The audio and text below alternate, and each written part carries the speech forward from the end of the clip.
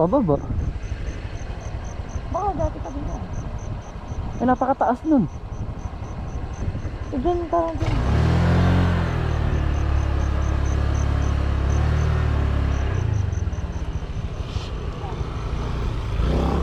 Ikasunod ba wala?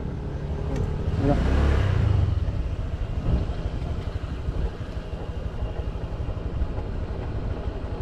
Dulo ka. Pagka sumugsug. Pakataas. Init yung ano nito. Ha? Init yung preno.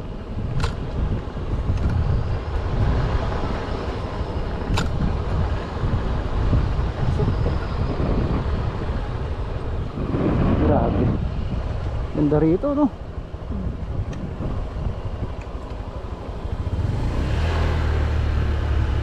Pagka pataas ang daan, gaganong ka. Pagka pababa, dumulo ka naman pa ganyan. Lagi ka magka-counter.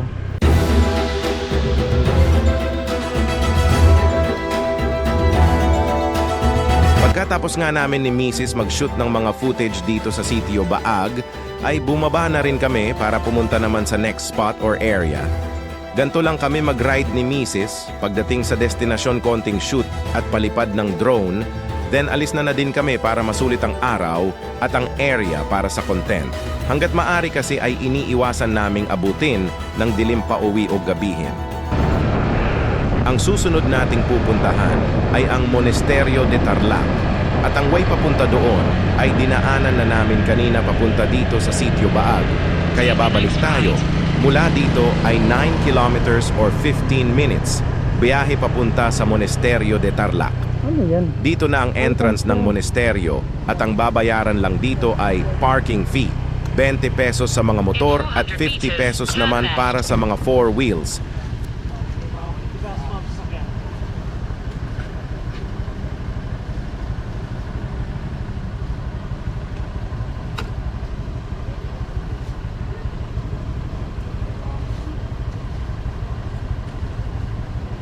Kasama kayo, sir. Hindi, may lang. 20 pesos sa motor, sir. 20.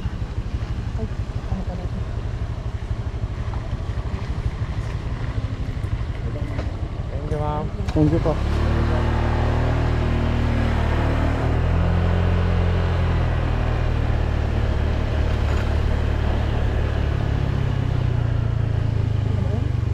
What's up?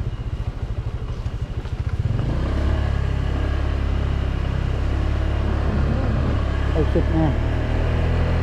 First time lang namin dito ni Mrs. Kaya ako'y nagulat sa laki nito. Monasterio. Hindi ka pa napunta dyan? Ha? Hindi ka pa napunta?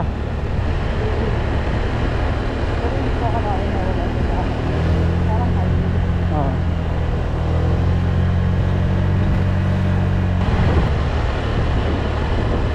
Take the next Eco left. Park dito.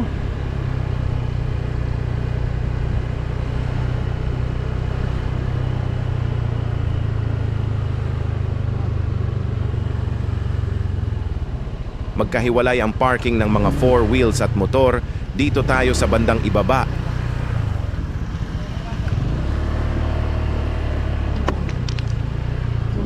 Hmm.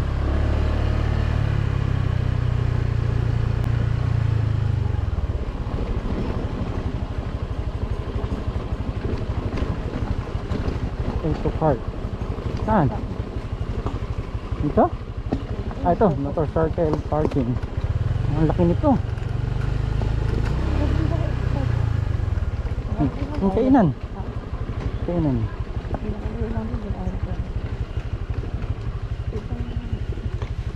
Alin? Oo nga. Kain mo tayo.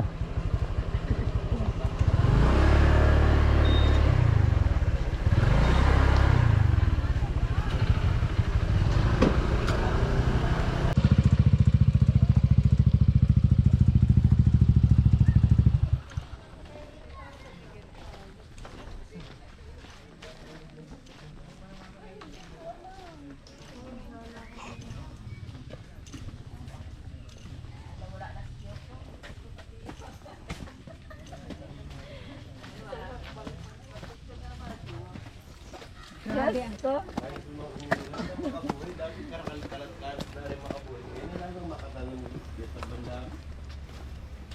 Mula nga dito ay aakyat tayo papunta sa mismong area. Maraming kainan dito kung trip mo ay street food style, marami niyan dito. At kung gusto mo naman ay resto na with overlooking, meron din yan dito.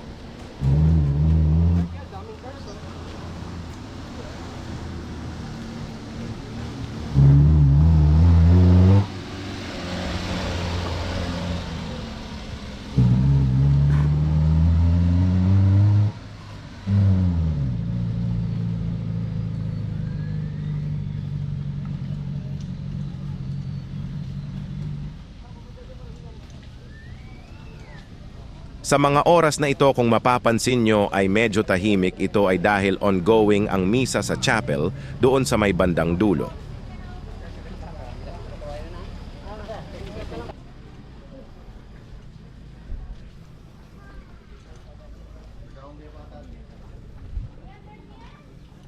Hindi nakakapagod ang paglalakad para libutin ang buong monasteryo dahil puro overlooking ang paligid at isa pa ay maraming restroom sa bawat area at malinis ito.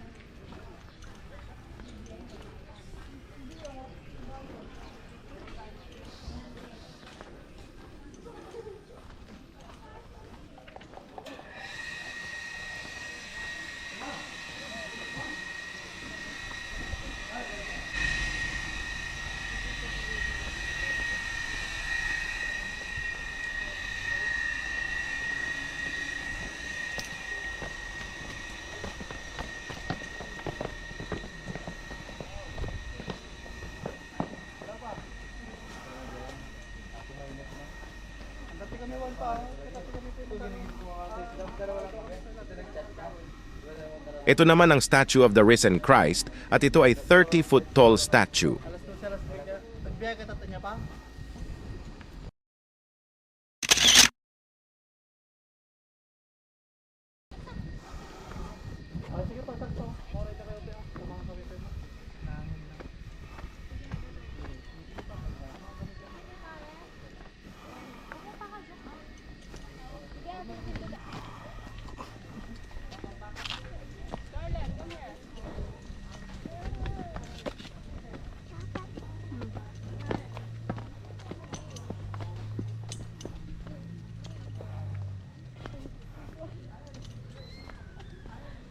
Kung mapapasin nyo ay malinis ang kapaligiran at well-maintained ang garden.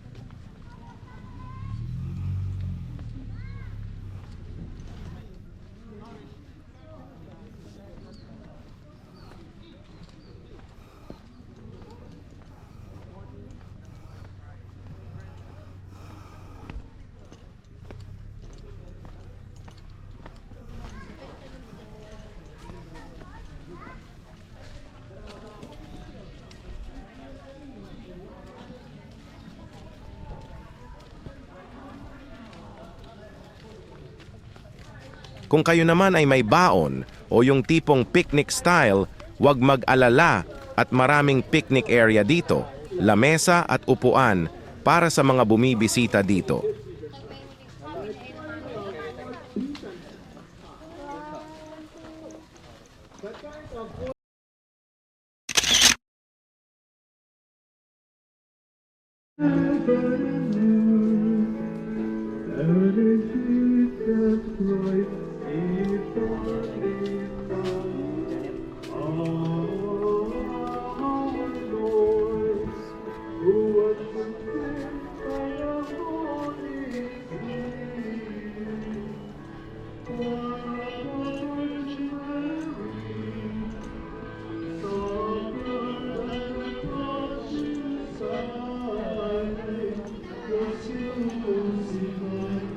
Ito ang schedule ng misa dito, araw ng Miyerkules, Biyernes at Sabado ay 10:30 a.m.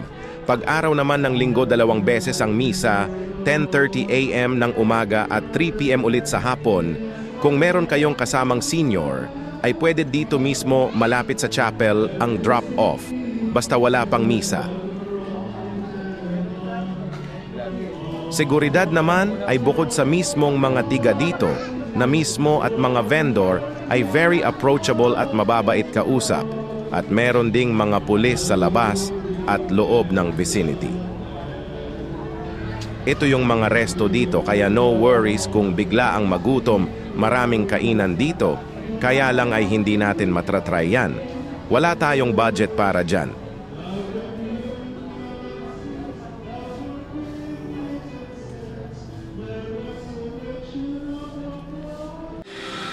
Bukod ministeryo ay meron ding mga trail or trekking para puntahan ang ibang attraction.